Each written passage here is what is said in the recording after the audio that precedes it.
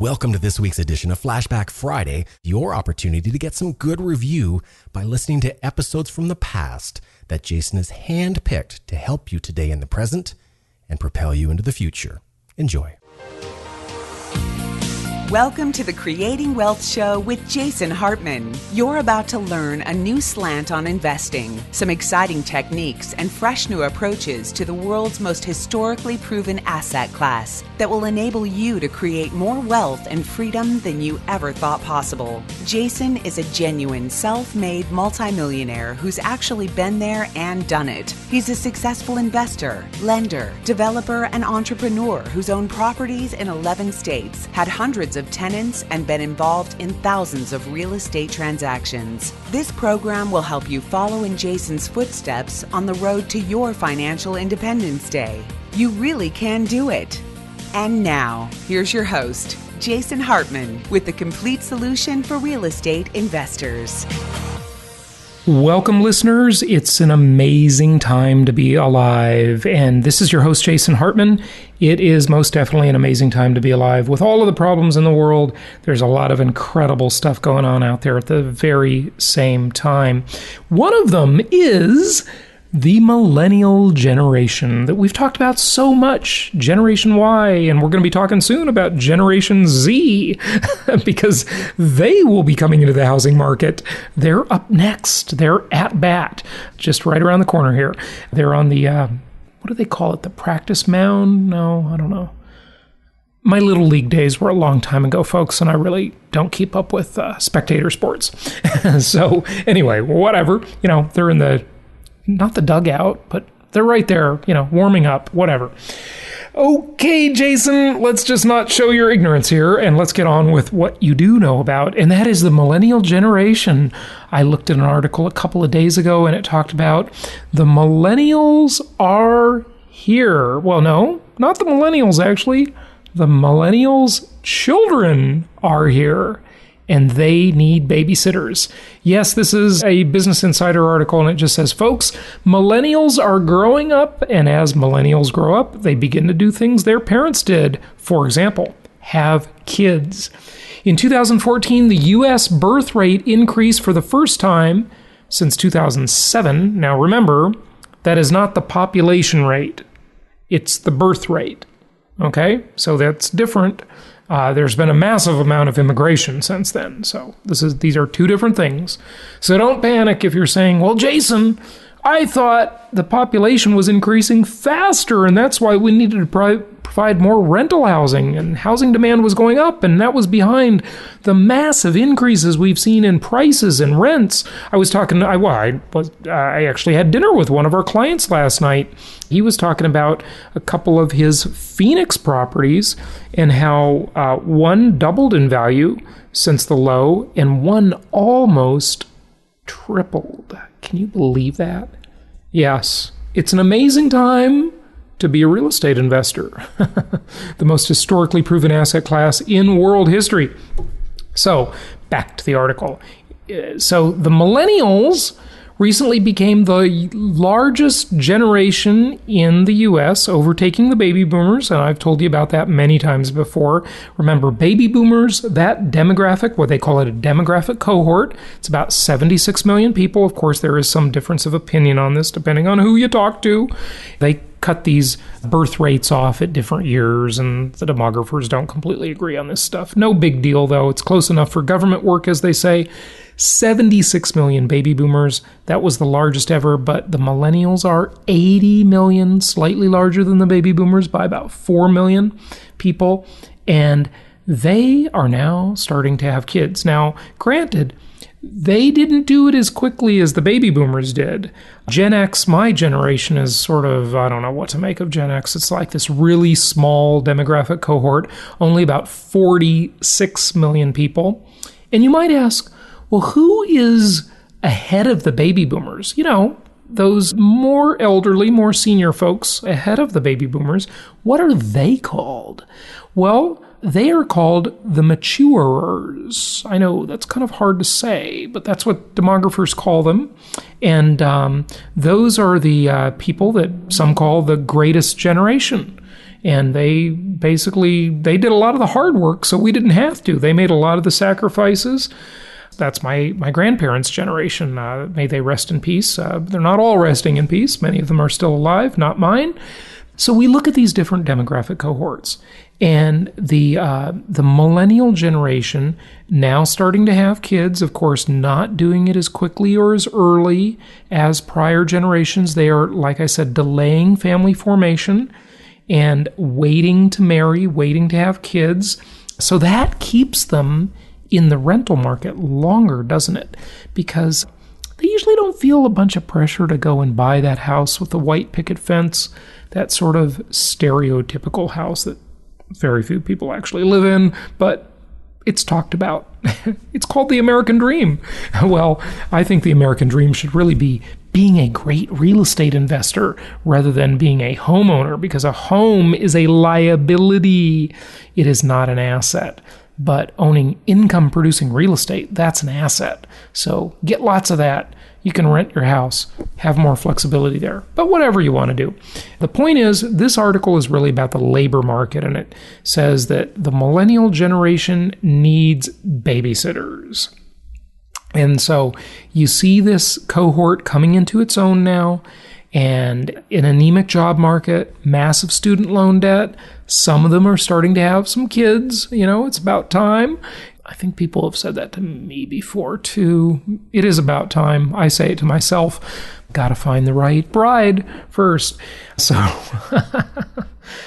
I don't know. Your host gets a little punchy here on Sunday afternoon.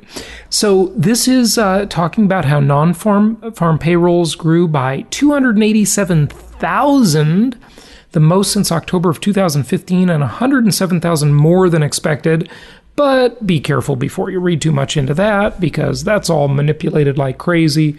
We've talked many times about discouraged workers, about how they don't count those people in the unemployment rate. And the more important metric, which is known as the labor participation rate, that is far more accurate than what you will hear quoted when we look at employment numbers and we hear about them in the news and read about them in the mainstream media, or otherwise known as the lamestream media. So some different things here, but always look at the labor participation rate. It's a much better metric, in my opinion. And listen to the episode I did with John Williams of Shadow Stats. And by the way, I thought we were going to talk about buy downs today, but we're not, because I think I really covered that on episode number 693. Oh, sorry, I don't even think I mentioned the episode number. Episode number 698 today, 698. So if you go back 5 episodes, if you happen to miss that one and you want to know about buy downs, which are a fantastic tool for financing your investment properties, listen to episode number 693.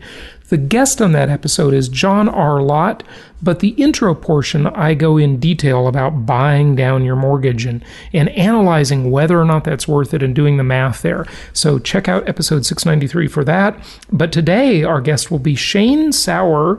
He's with RentFax, talking about finding stable rental neighborhoods.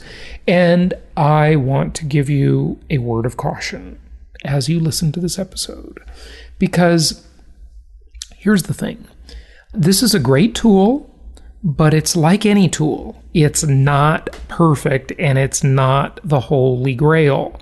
It would be like saying, well, let's do a show about Zillow or Trulia or Realtor.com or any one of these websites out there that provides valuation information, market information, etc., etc. Look, folks, these are simply tools. They are not the holy grail. Take everything with a grain of salt, because a computer and an algorithm can only do so much when you're analyzing things. The most powerful analysis of all is still, and it won't always be, as AI, artificial intelligence, comes into its own. I may well change what I say about this in 5 or 10 years. Absolutely, when we're at episode number 3,291.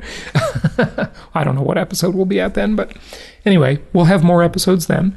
And AI will be incredibly powerful. As you all know, Watson, the IBM computer, won the game of Jeopardy, which is, you got to be pretty smart to win Jeopardy. Of course, it can beat any chess champion now. That's really no big deal anymore.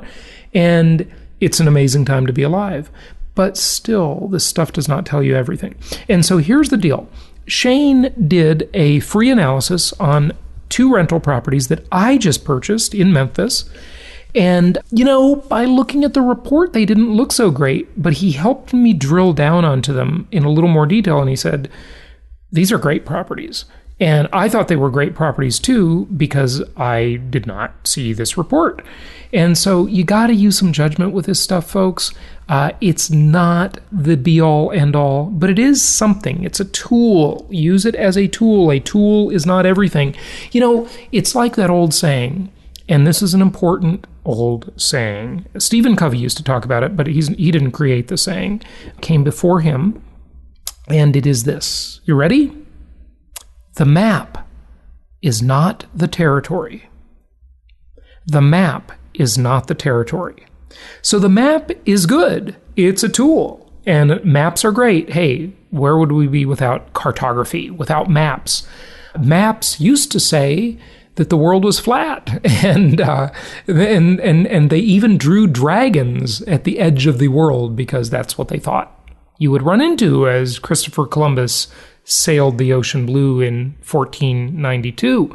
And the map is not the territory. The map tells you a lot, but it doesn't tell you everything. So I think the most powerful tool we have in our arsenal is aggregating data from our clients and aggregating data from our ground troops, the people actually in the markets on a daily basis. A lot of those are the property managers, but they're also the local market specialists. These are very, very powerful tools. But we want to use additional tools like the one we're going to talk about today as a helpful tool. But just remember, the map is not the territory. That's a great thing to remember in so many parts of life, isn't it? Very, very powerful concept. Okay, so let's get to it. Let's get to our guests. Check out Hartman Education for some great educational resources that a lot of you have taken advantage of. That's our newest website with some great tools, great educational products there for you. And we've got an event coming up, and on the next episode, we're going to talk about that in detail. Early September in Phoenix, Arizona. Yeah, right here.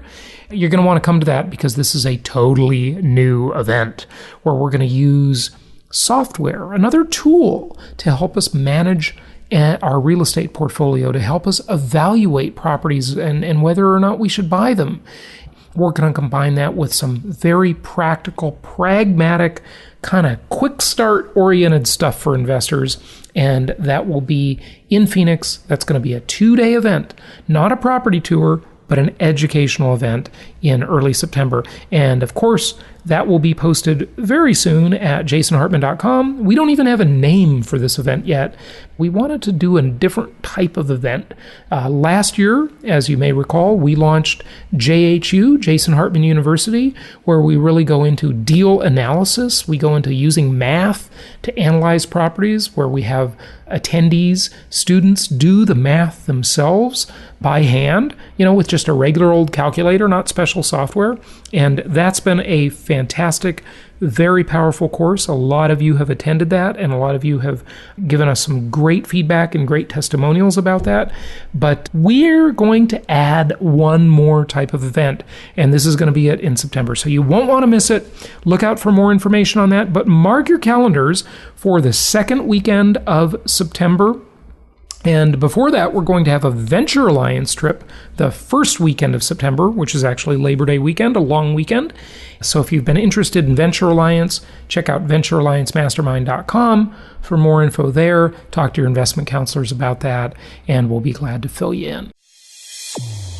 Remember, you're listening to Flashback Friday. Our new episodes are published every Monday and Wednesday.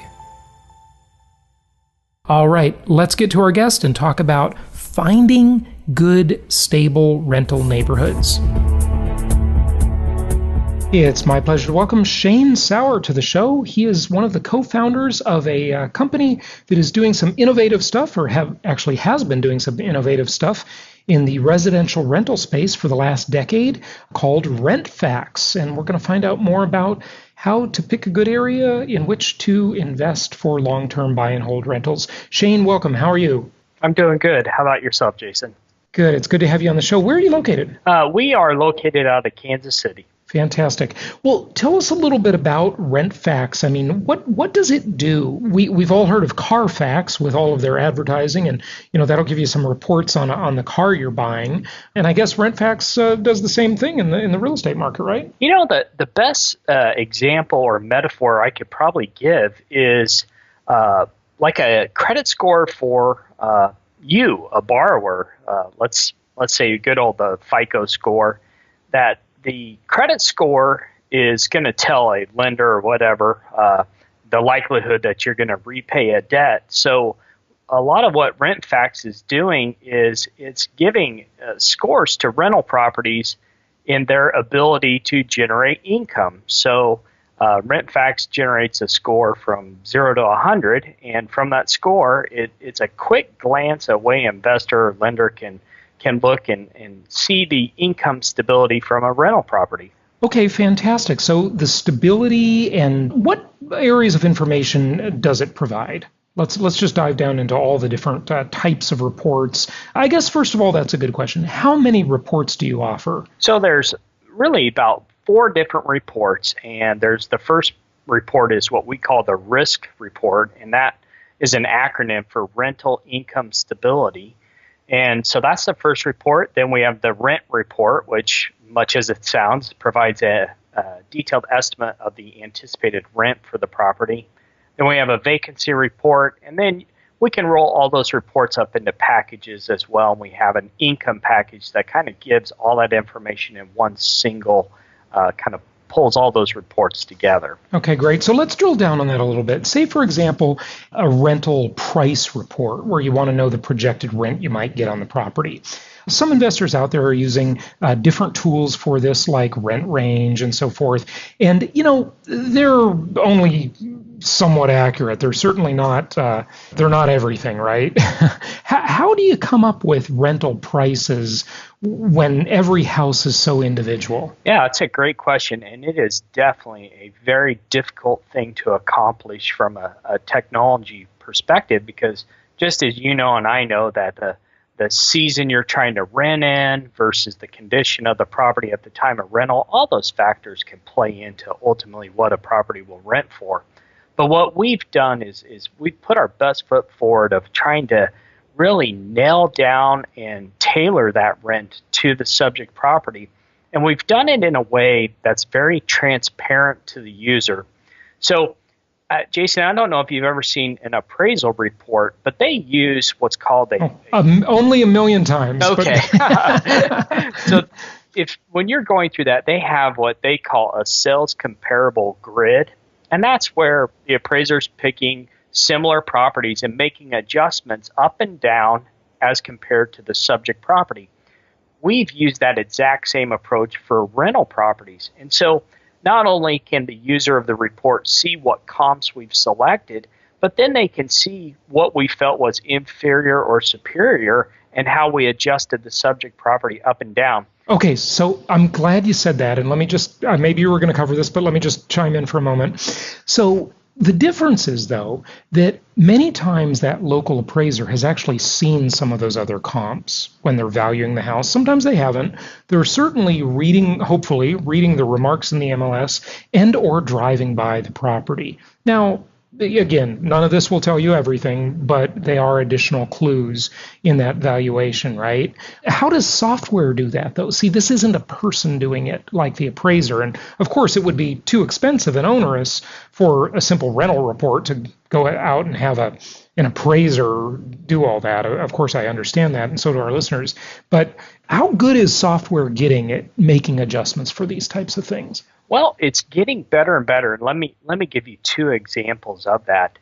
So we've spent, as you suggested when we started earlier, that we've spent about a decade working on this information. And one thing that we have done is that we know that comps that reside in the same neighborhood as the subject property have a higher likelihood of sharing similar attributes, age, configurations, and everything else.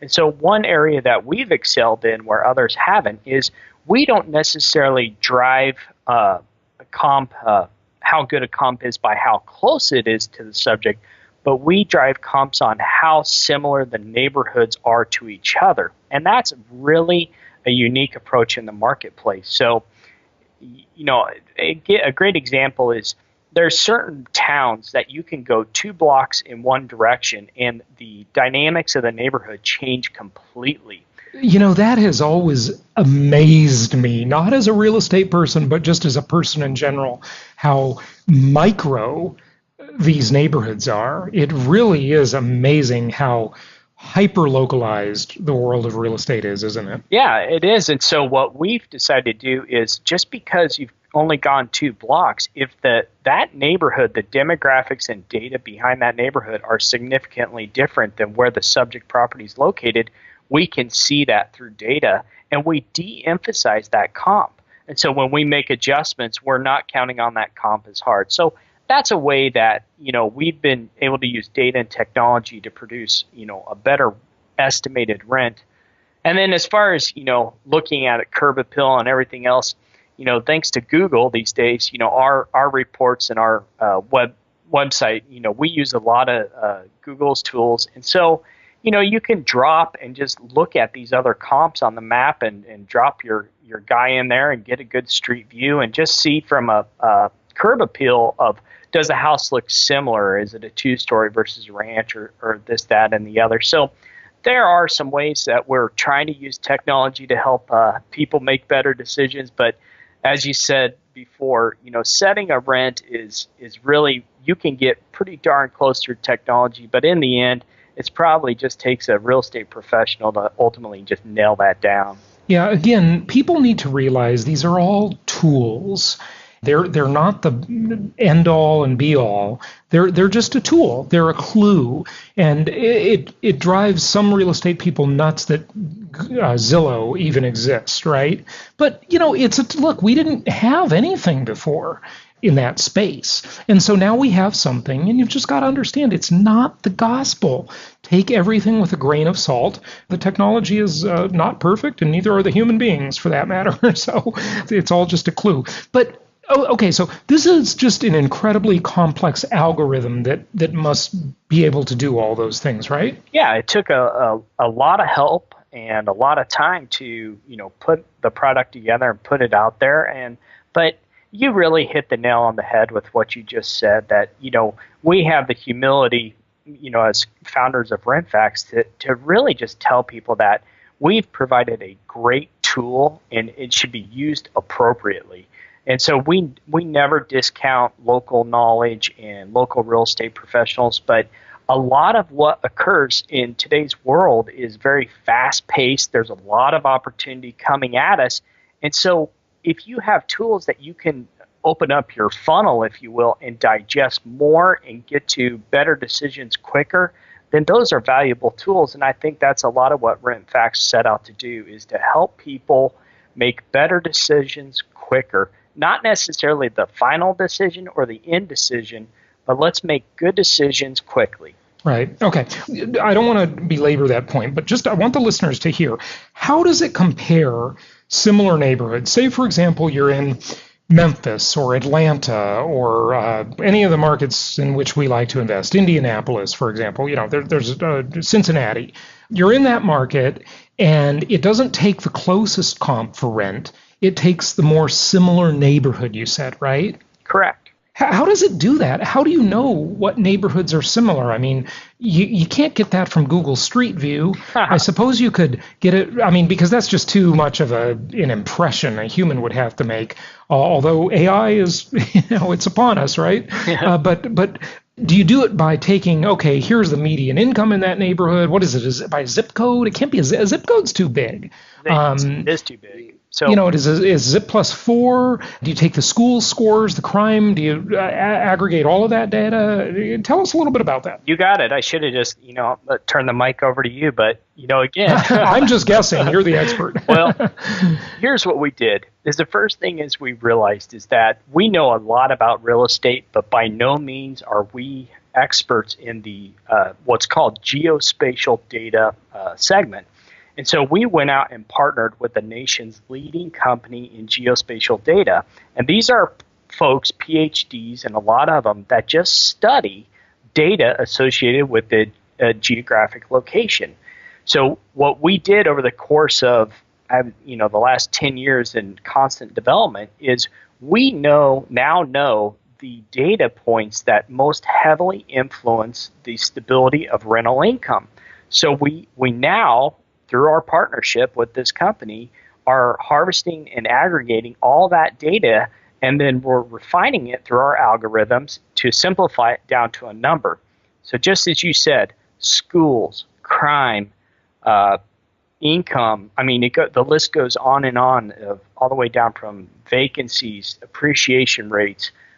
In total, we are using just a little bit over 100 different data points that get filtered down into what we would say 15 key components that then ultimately end up in one score. So a lot of data crunching, but done through partnership with that company, and then our background and all our contacts in the real estate field.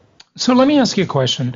There's this thing in the world of real estate investment, and I'll just call it, for maybe lack of a better term, the $30,000 house phenomenon. Maybe you're familiar with what I'm about to say. And we never got into that market, my real estate investment company.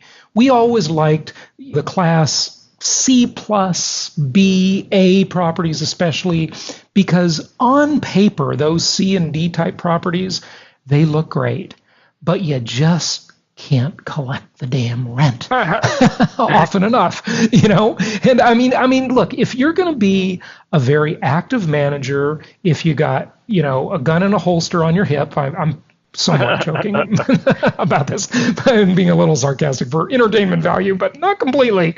As my ex-girlfriend used to say, there's a little bit of truth in every joke, right? And if you're really an engaged, active manager, and that's a specialty of yours, these lower end properties, I've seen many people do very well with it. Okay, so I'm not saying it's a no-no. I'm just saying for most investors that want to have a more passive type of investment, and nothing's completely passive, that the B and the A and the B type properties just work better in real life. And you mentioned that word, rental stability. So I wanted to see what your impression is of that, and maybe that, not just talking about your software, but maybe it leads to some advice for our investor listeners. Yeah, well, number one, I feel like we should hire you on as a spokesperson for our company, because again, you're really making this easy for me. So let me maybe just take you back to the very first day when the concept of RentFax was born.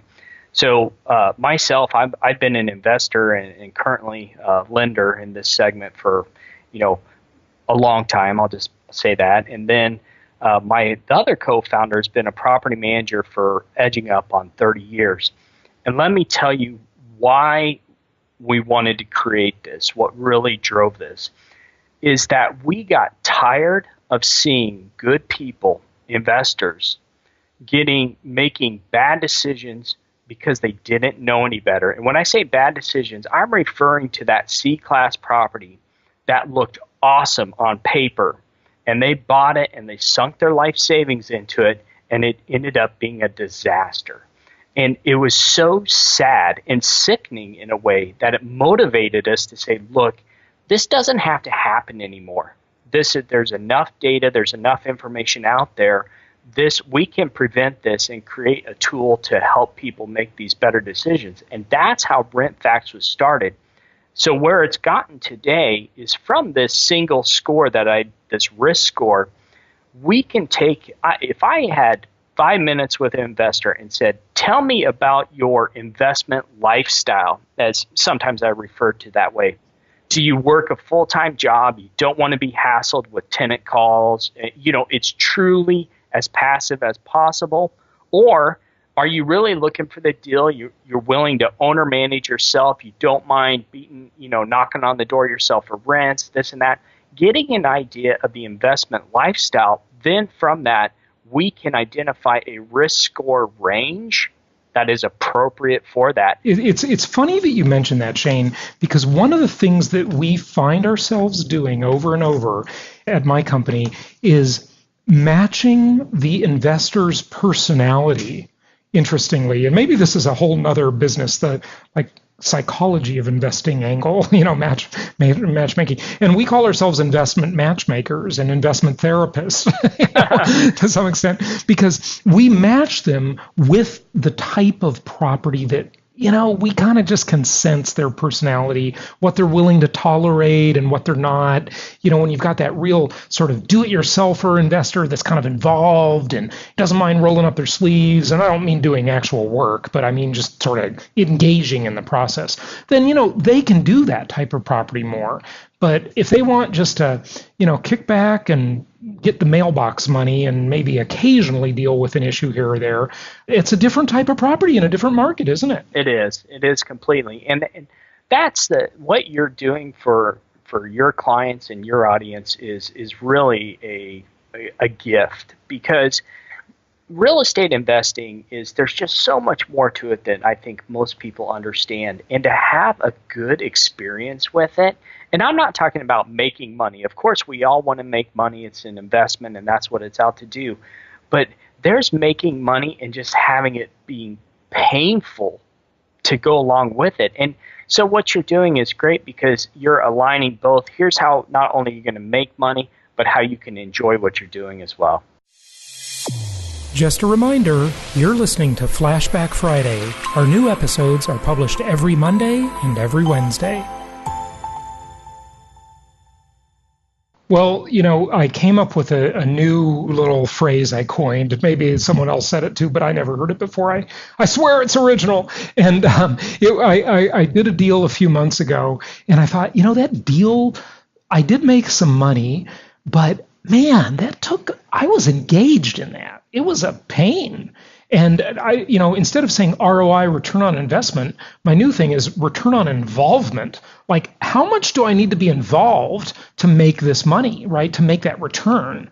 And if the return on involvement is too high, then I got to look at the opportunity cost. If I spent that time in my business, would I make more? And a lot of times the answer is painfully yes. The investment wasn't necessarily the best return on involvement. So I encourage investors to think about ROI also as return on involvement. Yep. Well, you and I think the same. The term we use here is we call it effort to earn. How much effort to earn? Yeah. Yep. How much effort do I need to put in to earn that money? And so the E/E ratio. Yeah, exactly. But exact same thing you're talking about of return on involvement or effort to earn. You and I are thinking exactly the same. So did we make that point? Because I want to make sure we get to more of what people should analyze when looking for a property. I don't know if we're ready to leave that, though. Are we? Or do you want to say more about it? Well, I think we kind of, a good way to sum it up is you need to have good alignment of how your willingness to engage or your involvement or your effort that's going to go into the investment as it relates to the location of the rental property. It's that simple. I think that is very, very good advice. Okay, so we started off talking about rental comps and then went into rental stability. And so is your thesis that the more you get more rental stability in the A and B type neighborhoods? I think we agree on that, yes. Right? I just want to make sure. Yes, that is correct. Okay. All right. Okay. So beyond that, let's talk about like vacancy rates. How do you calculate or project that? Yeah. So we've really challenged the industry on what's called a vacancy rate, and I'm going to try to be as concise as possible, but what we've studied and spent a lot of time looking at is tenancy duration, meaning how long are tenants in the neighborhood staying there?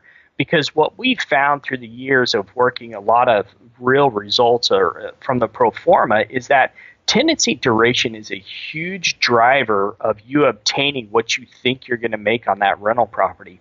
So if you're suffering a vacancy at frequencies much more than you thought, it's what I call the pro forma killer. And so when we looked at vacancy, we put our focus on how long are tenants staying in there versus what the industry has kind of adopted as just how many vacant units are in that neighborhood as a percentage. And so we've deviated from that and just really studied neighborhoods that tenants move in, love it, stay there. And so you get a tenant, on some of our records, we're showing tenancies lasting over 7-8 years, which is just a dream come true if you're the owner of that property, because you have a nice, steady revenue stream coming in to support that investment. Okay, so I want to give a word of caution to our listeners, though. Feel free to argue with me on this if you want, Shane. But I tell you, if your vacancy rate is too low, your rent is too cheap. Okay, instead of saying I want to have occupancy 100% of the time, an investor should say, in my opinion, that I want to target a vacancy rate of, say, 6%. So I want to have a 94% occupancy. Now, on our performance, we put 8% per year as the vacancy. That's what we put in our performance as a mandate. 1 month per year is that basic rule. Now, you might have a tenant stay 2 years, and then you might have 2 months of vacancy, but average 1 month per year. So I would just say that because I think the problem you could have, and this is where you need more than data, you need to think and tease out the data a little bit, where you could have problems like this, is in these really nice higher end neighborhoods where owners have a lot of equity because they've owned the houses for a long time, and that usually leads them to not be very pushy on the rents, and the rent to value ratios, of course, are way out of sync in higher price markets. And it reminds me of when I lived in Newport Beach, California. There are these neighborhoods in, say, an area like Corona del Mar, this great little beach community, where these tenants stay a long time. But the reason they stay a long time is because they've got such a fantastic deal. I wouldn't move either if I was renting $1 million house for $2,600 a month, right? That's a great deal. So that's the one part where I would just caution people a little bit to not only look at the data. Do you agree with that? Yeah, I do. And I put that in the bucket. I have a bucket I call good problems to have. So if as an investor, you're trying to gauge of how long I want to keep my tenant versus how much I'm going to raise their rent, that goes in the bucket of good problems. What we're really was concerning to us is the other side of the spectrum, and that's a C-class property or something where you work that pro forma anticipating you have an expectation of vacancy, but you're losing a tenant every 9 months. And not only on top of that, when they're moving out, there's damage. You gotta make repairs. You got to increase marketing appeal. You got to put the new tenant in, and you start the cycle over. And what we just saw is there were certain areas, despite the best screening possible and good management and everything else, just the collective pool of tenants that wanted to live in that neighborhood, you just couldn't have a high expectation of the overall performance from those tenants. So it wasn't management driven. It wasn't anything but demographic location driven. It was a neighborhood that was, you just couldn't win in. And those were, that's really was kind of on the forefront of our brain when we looked at vacancy, of how do we identify those areas where it's just the nature of the beast, if you will, where tenants are just moving in and out and in and out, and it's just very hurtful to the investment. So yeah, that really diminishes your performance, of course. I would be curious, Shane, does your system parse out Section 8 government-assisted rentals and analyze? I would love to see data, although I bet you'd get accused of, that's unfair, it's not politically correct, you're a racist. All this absolute stupidity you hear coming out of people sometimes nowadays. I would love to look at data of Section 8 tenants versus non-Section 8 tenants, because interestingly, and think of just human motivation, when you're on the dole and you're getting something for free, or and the government's paying for part or all of your rent, those people are kind of stable to some extent. They're not that bad. It's just a different business, and I know people that love Section 8 and people that hate it. So there's very little middle ground, I find, on the Section 8 type tenants. But just kind of curious as to what your thoughts are on that. Well, number one, our system, we don't distinguish that information or data. So that's on the system side. But personally speaking, I have a pretty long history and awareness of Section 8 renters and managing and owning those properties. And so I would agree with you. It's a very polarized group of people. Of either people love them or people hate them. And I am the guy that falls in the middle. And at the end of the day, the Section 8's a program and it's a voucher, but I still found that it was the tenant.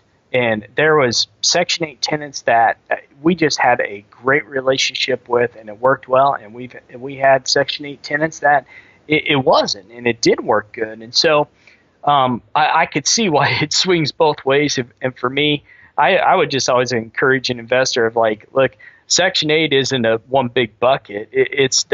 There's families and people within that bucket, and so all your standard screening and everything you would do for an open market tenant, you need to do for a Section 8 tenant. So. Everything is an individual basis. Exactly. There's no question about that. Every person is an individual, no question. But it would just be really interesting to see real data on marketplaces divided up that way. That'd be fascinating.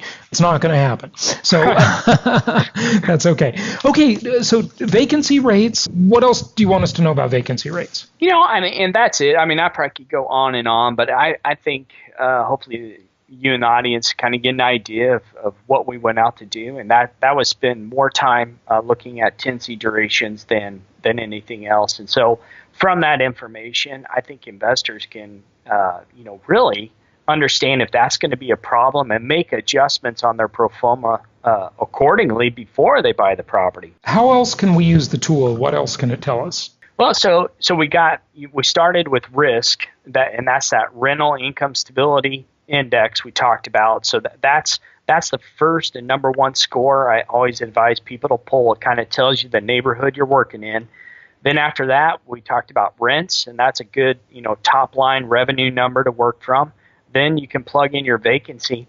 Then after that, it gets pretty localized because we do in our pro forma package, we offer suggestions on property management costs, property taxes, and stuff like that. But at that point, I think if you've got a good data-driven information for the risk associated with the location, the potential revenue, how the vacancy looks, you're probably ready to put it into your own home-cooked spreadsheet or whatever you want, plug in what your property manager charges, and everything else. And you're often running to have a much more accurate and reliable pro forma to make any investment decisions off of. Yeah, good information. Any just general advice you want to share with investors from your experience over all these years? Yeah, I'm going to go back to something you said, and that is that there is no silver bullet in this industry. And so I would encourage investors to just aggregate as much information, talk to as many folks as you can. You can never know too much about the investments you're making. And so if you don't have the time and resources to do that, then you need to understand that and seek professionals and be willing to pay for those services as well. And so I just see the biggest mistakes are when people move in, not in haste, but because they're uneducated. And so get educated up, or get schooled up, if you will, before you make those decisions. Or get someone who is educated, who's your advocate, who's on your side. Exactly. Yeah. The only thing I want to say about that is absolutely education is super important, but there is a flip side to it. There are the people who are the educated derelicts who just learn all their life and never do anything. And that's, nothing happens until you actually do something that's either. Analysis paralysis. Yeah. The analysis paralysis problem is a significant one with some. How much do all these different reports and resources cost that you offer? Yeah, so it's a lot of it depends on volume and the amount of data you want. So it can be as cheap as a couple bucks and goes up to, some of our more complete packages are still under $20 for all that information. But, it all varies on how much data you're looking for and how frequently you want to see the data. So, but I always tell people it's a couple bucks to maybe up to 20, but as compared to the investment you're making, it's really negligible. And do you have it for literally every address in America? I mean, I can plug in a property in Detroit. God forbid, I bet the rental stability wouldn't be very good.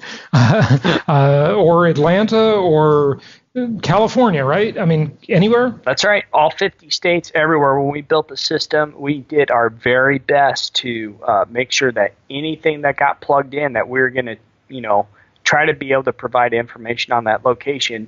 As you can imagine, some spots get a lot harder than others, but it is a nationwide, all 50 states, any location, you'll be able to pull Risc, rents, and vacancy. Well, that's interesting you said that, because that's what I was going to ask you. Is the data just as good in every area? Is it the same? Or in some areas, can you rely on the data more than you can on others? I mean, I would assume some areas are just slim on data and you don't have a lot to pull from, right? Yeah, again, it varies on what data. On the Risc index, we used pretty broad resources that dig pretty deep, and where there were quote-unquote holes, we found good ways to make good patches for that. So that we're pretty good there. But as you can imagine, rents, you get into certain areas where just rent comparables, you have to get further and further away from the subject, and the quality kind of diminishes. So again, it's like anything, no silver bullet. The report, just because the report says, we think it'll rent for $950 doesn't mean you shouldn't be looking at the detail of the report to say, yeah, but these comps are, 2 miles away, 3 miles away. And so we wanted to arm people with the best available information, but be transparent enough that they can, use their own head and supplement where needed. Absolutely. Good stuff. So the website is just rentfax.com, right? It's actually www.rentfaxpro.com. Oh, yes. You got the pro in there. Good stuff. Well, Shane, thank you so much for joining us and telling us about this data and sharing some good tips and advice with our investors. You made it easy for me, Jason. I appreciate it. I've never really thought of Jason as subversive, but I just found out that's what Wall Street considers him to be. Really? Now, how is that possible at all? Simple. Wall Street believes that real estate investors are dangerous to their schemes because the dirty truth about income property is that it actually works in real life. I know. I mean, how many people do you know, not including insiders, who created wealth with stocks, bonds, and mutual funds? Those options are for people who only want to pretend they're getting ahead. Stocks and other non-direct traded assets are a losing game for most people. The typical scenario is you make a little, you lose a little, and spin your wheels for decades. That's because the corporate crooks running the stock and bond investing game will always see to it that they win. This means, unless you're one of them, you will not win. And unluckily for Wall Street, Jason has a unique ability to make the everyday person understand investing the way it should be.